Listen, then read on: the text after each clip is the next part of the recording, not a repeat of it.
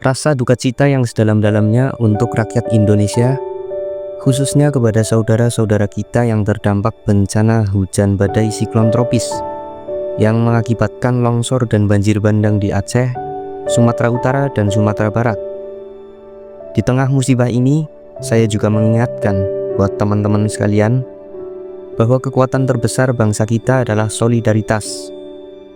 Jadi, saya minta buat kita semua rekan-rekan untuk saling tolong-menolong, bahu-membahu, dan gotong royong dalam memberikan bantuan dan dukungan, baik dari segi materi, tenaga, waktu, dan yang tak kalah penting, dukungan dalam bentuk doa, supaya saudara-saudara kita di wilayah yang terdampak bisa segera dipulihkan. Semoga masa yang sulit ini bisa kita lewati bersama.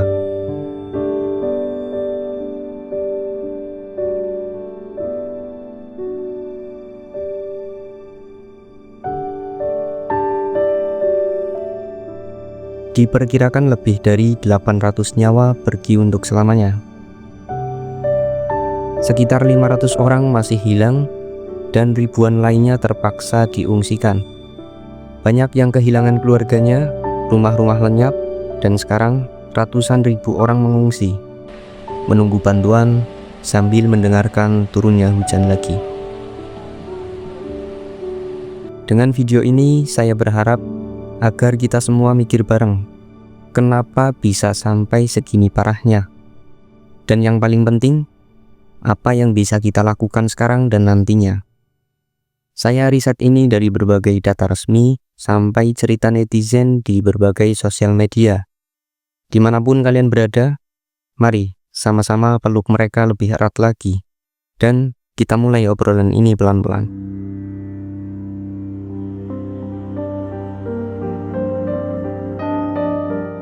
Sekarang, mari kita zoom ke lukanya.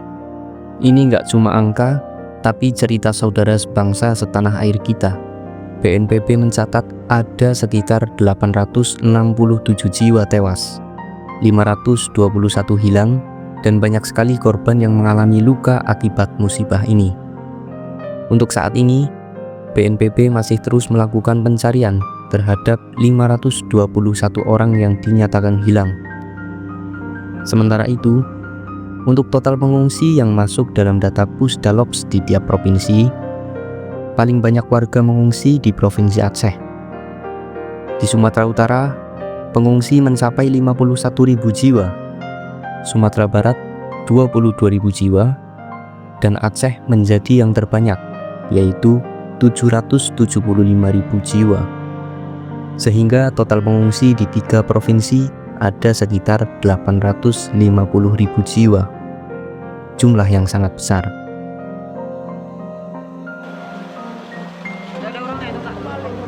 Dalam sektor ekonomi, kerugian diperkirakan mencapai 68 triliun rupiah. Angka ini mencakup kerugian ekonomi langsung, seperti kerusakan infrastruktur dan aset. Kerugian ekonomi secara tidak langsung, seperti hilangnya produktivitas dan dampak PDB. Termasuk dampak ke sektor pertanian, transportasi, serta UMKM yang lumpuh. Membahas infrastruktur, banyak sekali jalan nasional dan jembatan yang ambruk. Untuk biaya rekonstruksinya membutuhkan anggaran miliaran rupiah. Tetapi apalah artinya miliaran rupiah dibanding dengan ratusan nyawa yang telah hilang?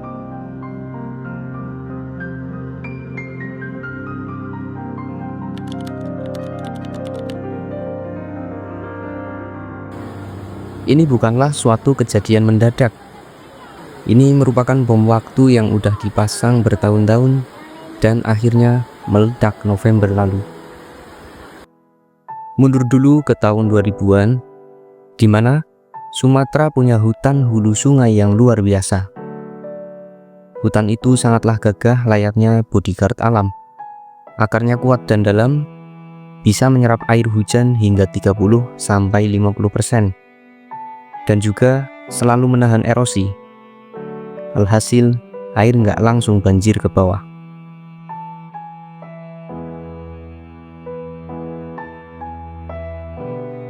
Tapi apa yang terjadi? Deforestasi masif.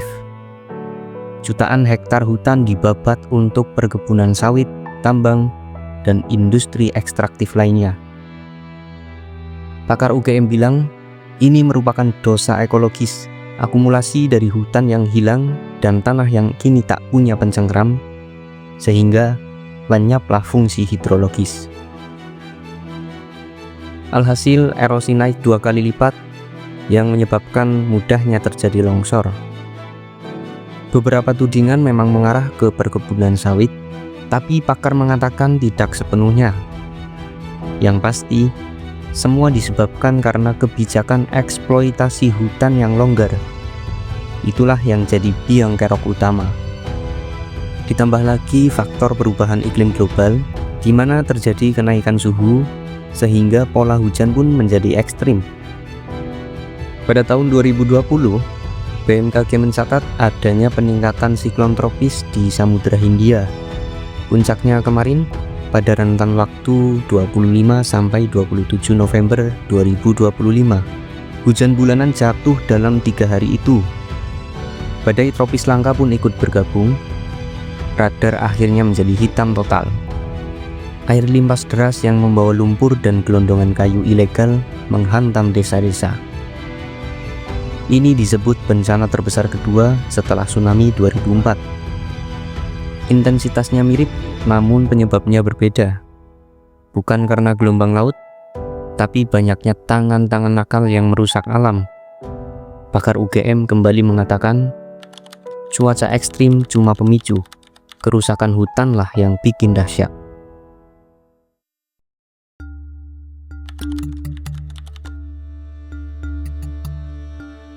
Berdasarkan rekomendasi dari berbagai pakar, Greenpeace, dan rekomendasi pemerintah, ini langkah konkret yang bisa kita lakukan. Yang pertama adalah solusi jangka pendek, yaitu fokus selamatkan nyawa terlebih dahulu. Langkah-langkahnya tentu saja adalah melakukan evakuasi dan penyaluran bantuan darurat. Sejauh ini, TNI dan Basarnas sudah meluncurkan bantuan dasar dengan sistem airdrop sebanyak 500.000 ton makanan atau obat-obatan. Bantuan juga selalu bertambah dari para relawan. Banyak donasi yang masuk, antara lain donasi via Kitabisa. Melalui platform live streaming, Ferry Irwandi berhasil mengumpulkan donasi sebesar 10,3 miliar rupiah. Bantuan terus mengalir, tapi tantangan seperti akses terisolir, misalnya di Sibolga, Tapanuli, dan Aceh Tamiang, masih ada beberapa wilayah yang baru mendapat bantuan pertama hari ini. Selain menyuplai bantuan dasar, langkah jangka pendek yang tidak kalah penting adalah memperbaiki akses darat, agar segala bentuk kegiatan bisa berjalan walaupun banyak hambatan. Lakukan juga stabilisasi lereng dan normalisasi sungai dengan membangun tembok pengaman sementara, juga membersihkan penyumbatan sungai. Kita masuk ke langkah untuk jangka panjangnya. Yang harus dilakukan pemerintah adalah menghentikan akar masalah terjadinya bencana sebesar ini, agar tidak terjadi hal serupa di tahun mendatang. Langkah jangka panjang tersebut antara lain, rehabilitasi das atau daerah aliran sungai, tanam ulang 1 juta hektar hutan penahan longsor di hulu. Pohon-pohon penahan longsor diantaranya adalah pohon trembesi dan sengon. Libatkan adat dan komunitas agar realisasi cepat dan tepat terlaksana. Selanjutnya, buat regulasi ketat. Stop izin deforestasi baru, investigasi sawit atau tambang ilegal, dan integrasi mitigasi bencana ke kebijakan nasional. Lalu, buat tata ruang pintar yang berbasis resiko. Lakukan larangan pembangunan di zona rawan. Pasang juga teknologi early warning BMKG atau TED satelit pemantau erosi. Terakhir, rekonstruksi hijau dengan membangun infrastruktur tahan bencana seperti jembatan elevat dengan anggaran 50 triliun yang bisa diambilkan dari APBN dan swasta. Solusi ada, tinggal kemauan. Ini pembelajaran untuk seluruh Indonesia. Sumatera dan Aceh lagi butuh pelukan kita. 800 lebih nyawa hilang.